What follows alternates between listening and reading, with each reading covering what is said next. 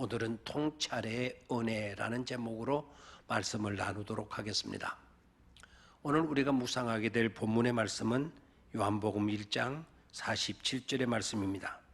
이 말씀을 한 목소리로 같이 읽도록 하겠습니다. 예수께서 나다나엘이 자기에게 오는 것을 보시고 그를 가리켜 이르시되 보라, 이는 참으로 이스라엘 사람이라. 그 속에 간사한 것이 없도다. 아멘. 로미오와 줄리엣이라는 영화를 잘 아실 것입니다. 로미오의 가문과 줄리엣의 가문은 서로 원수지간이었습니다.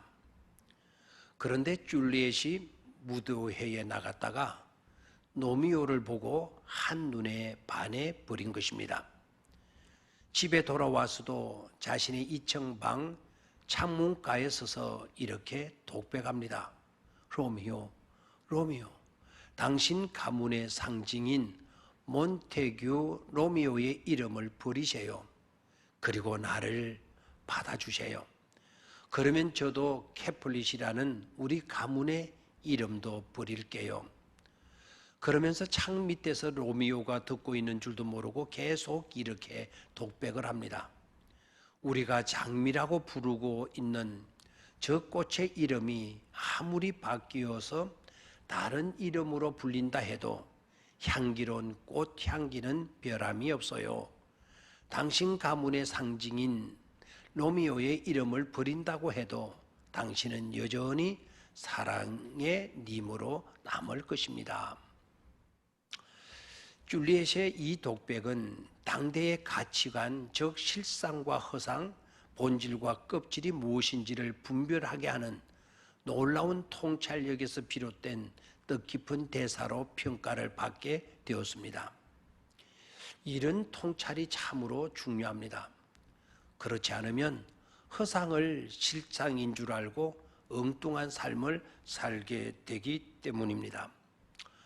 아무것도 아닌 껍데기를 붙들고 사는 꼴이 되고 마는 것입니다. 예수님은 자신에게로 빌립과 더불어 당당하게 나오는 나다나엘을 보시고 이는 참으로 이스라엘 사람이다. 그 속에 간사한 것이 없는 사람이다 라고 말씀하셨습니다. 46절을 보면 문제가 좀 달라집니다. 나다나엘은 편견에 사로잡혀 있습니다. 나사렛 사람을 무시하고 있습니다. 그리고 자기 주장이 강합니다. 그냥 보통 사람의 사고 수준에 멈추어 있습니다. 그런 자가 참 이스라엘 사람이고 간사한 것이 없는 사람일 수 있을까 하는 의문이 생깁니다.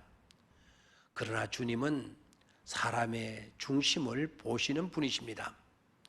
그런데도 주님께서 그렇게 말씀하신 뒤에는 우리가 미처 통찰하지 못하고 있는 어떤 요소나 우리가 들어야 할 메시지가 그 속에 있지 않을까 살펴봐야 하는 것입니다.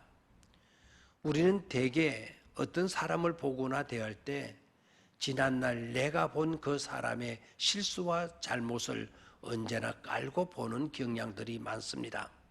그래서 넌 아니야 속으로 생각하는 것입니다. 그리고 누군가에게 들은 험담을 가지고 쉽게 그렇고 그런 사람이라고 단정 짓고는 절대로 그것을 고치려고 하지 않는 고집스러울 때가 참 많이 있습니다. 그런데 주님은 우리들처럼 보시지 않고 모든 것을 십자가의 렌즈로 보셨습니다. 즉 허물이 있고 죄된 것을 보실 때에도 십자가의 보혈로 깨끗이 씻음받은 모습으로 보시는 것입니다. 참으로 감사한 일이 아닐 수 없습니다. 문제는 주님께서 그러하셨다면 이제 우리 또한 그러하여야 한다는 사실입니다. 주님의 십자가 렌즈로 보는 것입니다. 즉 긍정으로 보는 것입니다. 또한 그러한 사람도 온전한 사람으로 깨끗한 사람으로 존귀한 사람으로 만드실 수 있는 능력을 우리 주님은 가지고 계신다는 것을 잊지 말아야 할 것입니다. 결국 나다나엘은 주님의 제자 명단에 바돌로메라는 이름을 등재하게 됩니다. 당신은 하나님의 아들이시오 참으로 이스라엘의 임금이시라는 신앙 고백을 하게 됩니다.